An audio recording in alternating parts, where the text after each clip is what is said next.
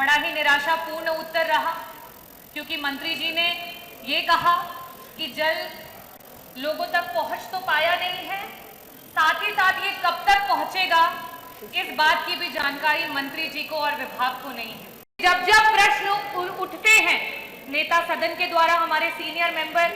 हमारे मंत्री जी खन्ना जी अभी जस्ट चले गए, शायद इस उत्तर को नहीं देना चाहते थे। आप रामराज की बात करते हैं और कभी प्यासे को पानी पिलाया नहीं, बाद अमृत पिलाने से क्या फायदा, आज रोते हुए को हंसाया नहीं, बाद आंसू बहाने से क्या फायदा। मंत्री जी, बहुत खेद के साथ कहना चाहती हूँ कि आज ये स्थिति हो गई है कि कहीं ना कहीं अधिकारी मंत्री की नहीं सुन रहे हैं और कॉन्ट्रैक्टर अधिकारी की नहीं सुन रहा है। मैं आपका आभार व्यक्त करना चाहती हूँ कि आपने उत्तर प्रदेश की जनता के जल और जीवन के मुद्दे पे प्रश्न पूछने का मुझे अवसर दिया। अध्यक्ष जी, मेरा जो प्रश्न था वो जल शक्ति मंत्री जी से ये था कि जल जीवन मिशन के तहत कितने गांवों में कार्य संपूर्ण हो चुके हैं, कितने लोगों को शुद्ध पेयजल सरकार पहुंचा चुकी है, और अगर नहीं तो उसकी समय सीमा क्या है और कब तक पहुंचा पाएगी। बड़ा ही निराशापूर्ण उत्तर रहा, क्योंकि मंत्री जी ने ये कहा कि जल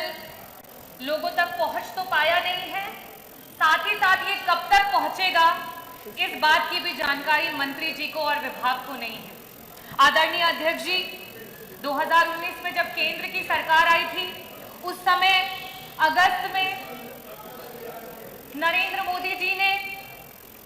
लाल किले से खड़े होकर पूरे देश को यह वादा किया था कि दिसंबर 2024 तक पूरे देश को जल जीवन मिशन के तहत जोड़ा जाएगा, और आज दिसंबर 2024 में ये प्रश्न यूपी असेंबली में खड़ा हुआ और उसका उत्तर विभाग के पास नहीं है। और ये अपने में प्रत्यक्ष है कि ये सरकार सिर्फ जुमलेबाजी करती है और झूठे वादे करती है, उसके अलावा इस सरकार के पास कुछ भी नहीं है। अध्यक्ष जी, जल जीवन मिशन में जब मैं नई विधायक चुन करके आई इस सदन में, उस वर्ष पूरे उत्तर प्रदेश का बजट 6,15,000 करोड़ का था और मात्र एक स्कीम का बजट 3.5 लाख करोड़ का है। उसके बावजूद भी आज धरातल पे 1% भी काम नहीं हो पाया है। ये बहुत ही शर्मनाक है। इसके अलावा मैं आपके माध्यम से, क्योंकि जब जब प्रश्न उठते हैं नेता सदन के द्वारा, हमारे सीनियर मेंबर, हमारे मंत्री जी खन्ना जी अभी जस्ट चले गए, शायद इस उत्तर को नहीं देना चाहते थे। साथ ही साथ जल मंत्री जी बार बार चाहे वो सत्ता के विधायक हो या विपक्ष के विधायक हो, हर बार यही कहते थे कि हमारे लोगों को पानी मुहैया करा दीजिए, कम से कम जब तक हर घर नल नहीं हो पाता हैंडपाइप दे दीजिए। हर विधायक ने अपनी गरीब जनता के लिए, अपनी प्यासी जनता के लिए हैंडपाइप की मांग की, लेकिन ये सरकार इतनी संवेदनहीन है कि सरकार ने कभी भी उन बातों को नहीं सुना और हमेशा नकारा। मेरा मंत्री जी आपसे सिर्फ ये कहना है कि आप रामराज की बात करते हैं और कभी प्यासे को पानी पिलाया नहीं, बाद अमृत पिलाने से क्या फायदा, आज रोते हुए को हंसाया नहीं, बाद आंसू बहाने से क्या फायदा। मैं आपसे ये पूछना चाहती हूँ कि जब तक, क्योंकि आज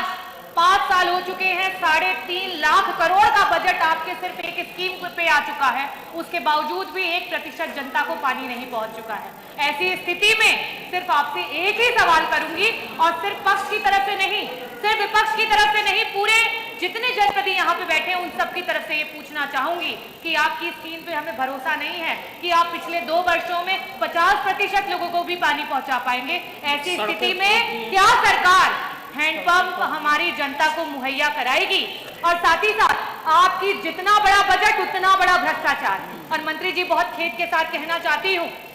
कि आज ये स्थिति हो गई है कि कहीं ना कहीं अधिकारी मंत्री की नहीं सुन रहे हैं और कॉन्ट्रैक्टर अधिकारी की नहीं सुन रहा है। ऐसी स्थिति में क्या आपका मंत्रालय कोई कमेटी गठित करेगा जिसमें सत्ता पक्ष और विपक्ष के विधायकों को साथ में इंक्लूड करके और ये जो भ्रष्टाचार हो रहा है उस पर रोक लगाने का काम करेगा? और आप बहुत ही सीनियर मेंबर है, बहुत ही जानकार मिनिस्टर हैं, मैं उम्मीद करती हूँ कि आप हमारी जनता को हैंडपंप भी देंगे और साथ ही साथ इसका बहुत ही विस्तृत रूप में आंसर देंगे।